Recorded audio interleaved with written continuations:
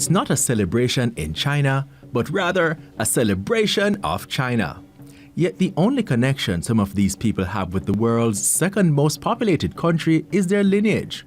What you're looking at is a celebration of Chinese Jamaicans right here at the Chinese Benevolent Association (CBA) in Kingston, an organization that has quietly shaped generations, offering support to Chinese Jamaicans and helping newcomers find their footing in this land.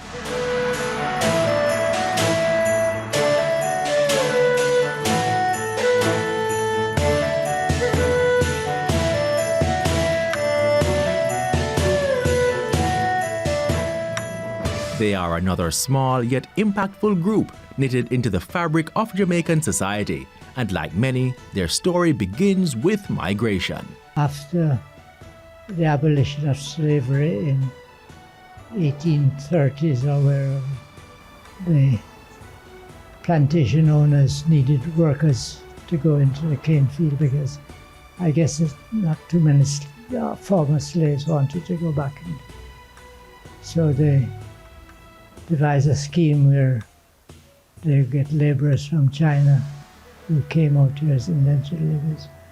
You know, China at that time was a very poor country. They came, so most Chinese came from Guangdong, especially an area called Shenzhen, which is just a fishing village. There are two groups, one from China and a set from Panama. The set from Panama is very small because they were under severe physical hardship in Panama and they asked to leave. So a group came to Jamaica and then a group of indentured persons came in 1854. Right off the bat, one major challenge was the language barrier, but also many could not manage the plantation work and left.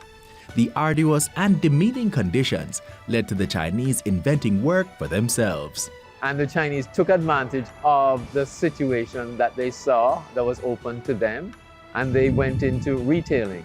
And then we had the migration of quite a bit of Chinese at the time, from the 1890s onwards. They looked around and carved out a niche, shopkeeping. So intricate is this profession in the history of Chinese Jamaicans. A replica of a shop is kept at the museum housed at the CBA. Because a lot of people in the district had to go too far to buy stuff for their household food stuff, right?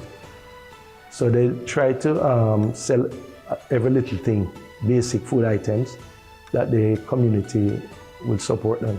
Today, what is mostly dominated by Jamaicans of African descent who have filled a business opportunity in their communities was once dominated by the Chinese, while the Chinese went on to become wholesalers.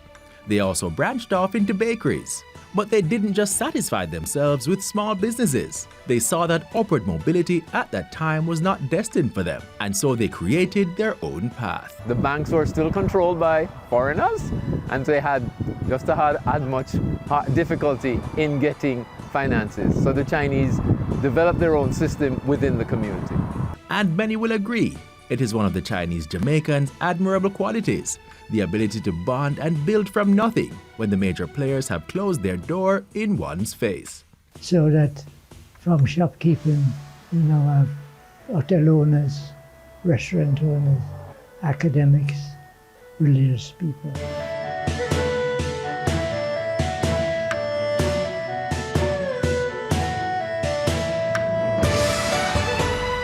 Known for their meticulous ways of keeping records, Chinese Jamaicans have successfully been able to track their lineage to China and their families, despite well over a century apart. This tool is very effective in helping Chinese Jamaicans stay in touch with their heritage. And here is where the association asserts its importance, making sure every important celebration held in China is observed in their own way right here. Every year they make sure to celebrate Chinese New Year, also known as the Spring Festival. It marks the beginning of a new year on the traditional lunisolar Chinese calendar. The first day of the Chinese New Year falls on the new moon that appears between the 21st of January and the 20th of February. Another is Gasan, which is a traditional Hakka custom of honoring their ancestors and cleaning the graves. The official ceremony always includes the head of the group or organization bowing 3 times in front of the monument and making a pledge to the ancestors in audible words that state, 今天我们在此聚首，向先祖致以敬意，并向他们表明，作为后代，我们恪守传统与习俗，未曾将他们遗忘。同时，我们重申将尊重并维护先辈所缔造的社会与制度。我们祈求先祖指引并赐福于未来，愿先祖之灵安息，愿当代子孙福泽绵长。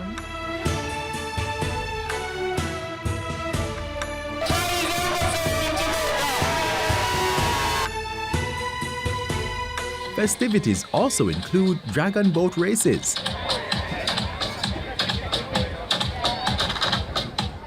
The Chinese have used the dragon race as a way to bring people together in rivalry, in good, friendly competition.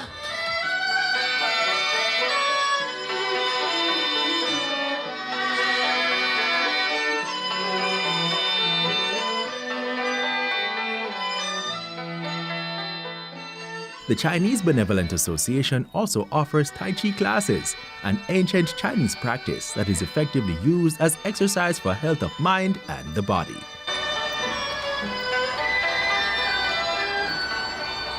Tai Chi is a slow-moving exercise. It helps with balance, it helps with breathing, and it kind of gives you the inner strength. Control your inner strength. And I find that after you've done the Tai Chi, you relax, you feel better, you feel more relaxed. 众族归一 Out of many, one people.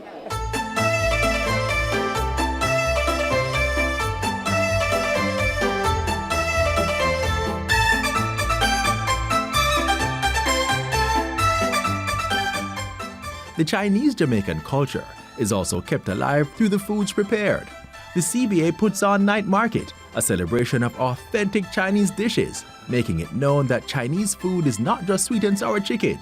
It is not just mala chicken, nor is it just fried rice. At the Night Market, you'll find sao bao, pickled mangoes, chung fun, bubble tea with tapioca, char siu pork, and a whole lot more. It helps to preserve the Chinese culture by creating a platform so we can introduce the Chinese food to a wider community.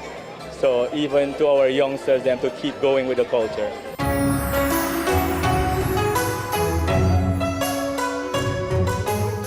Worship is a part of every society and helps to shape who a person becomes. For people whose lives were uprooted voluntarily or otherwise, those values sometimes get disfigured and are completely lost. Holding on to them must be purposeful and systematic. Such is the case for Chinese Jamaicans.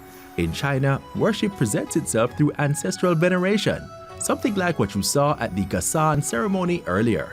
Their worship comes through Confucianism, Buddhism, and Taoism. Here, William demonstrates the practicality of what one would do to commune with Guan Yu, the god of war.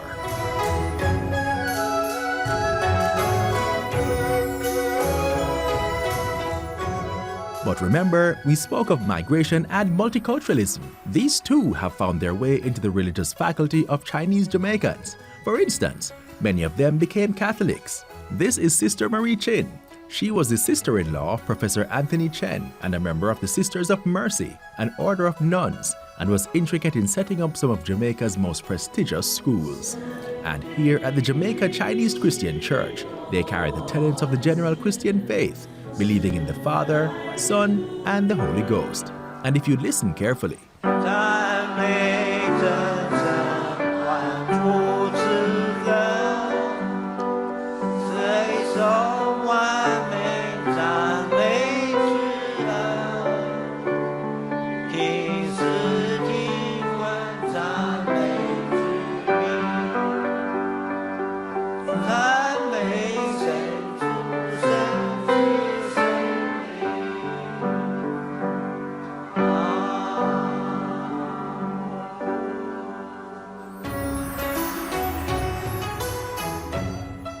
Chinese Jamaican contribution is indelible but also specific. Having had a hand in the development of reggae music earlier on, most relied on what became their most formidable tool.